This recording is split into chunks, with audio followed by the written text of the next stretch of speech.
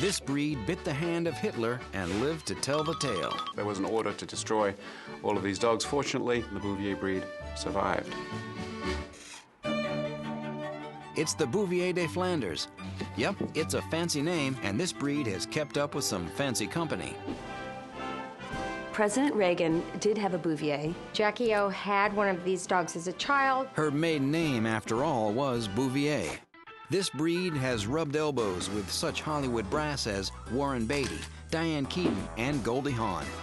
Bouviers might have a white-collar name, but it's a blue-collar dog. Bouvier actually means cow chasing in French. Belgian monks first bred the Bouvier as a large working dog during the 19th century.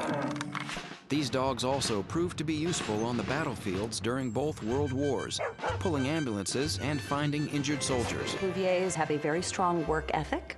You won't see these canines on the battlefield anymore, but if you do happen to spot one, there are a few telltale features that you can't miss. First is this pooch's distinctive facial hair. They have this sort of mustache and long beard arrangement. The upright docked tail was historically cropped to protect the dog's tail from injury during its course of everyday work.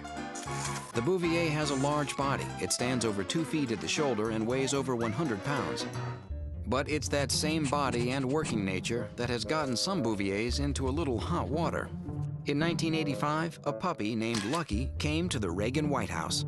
And the Reagans loved it and said, this will be the perfect White House pet. Little did the president and first lady realize that this adorable ball of fuzz was going to grow up to become an 80-pound pulling machine. Every time they took her out, she was pulling Mrs. Reagan and the president around. If you are busy being the president of America, you are probably too busy to raise and train a Bouvier properly. Lucky's most infamous pulling incident, tugging President Reagan across the White House lawn in front of Prime Minister Margaret Thatcher. Lucky spent the rest of her days on the Reagan Ranch in California. Along with being energetic, Bouviers have a reputation for being dedicated to their work and fiercely loyal to their owners. Bouviers need training, but beware, they are independent workers, so training can be difficult. The Bouvier has a beautiful, thick double coat that needs constant attention to avoid matting. Living an average of 10 to 12 years, the Bouvier has a lengthy lifespan for a large dog. But like many big breeds, the Bouvier is prone to some health issues. Bouviers can be predisposed to hip dysplasia, glaucoma, thyroid disease, and even heart murmurs.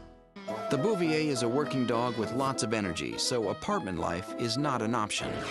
The Bouvier is not for the novice, and due to its protective nature, might be a little standoffish with strangers. It probably wouldn't be the best dog if you're a first-time dog owner. So for the most part, the Bouvier de Flandres is a working dog that needs space to explore. They live a long time, but like most large breeds, have some health issues. Brushing 3 times a week and frequent visits to the groomer are a must. Training can be tough, so be diligent and start early. The Bouvier is a serious dog for a serious owner. If you're willing to put in the time, the Bouvier de Flandres will be a loyal, protective friend for life.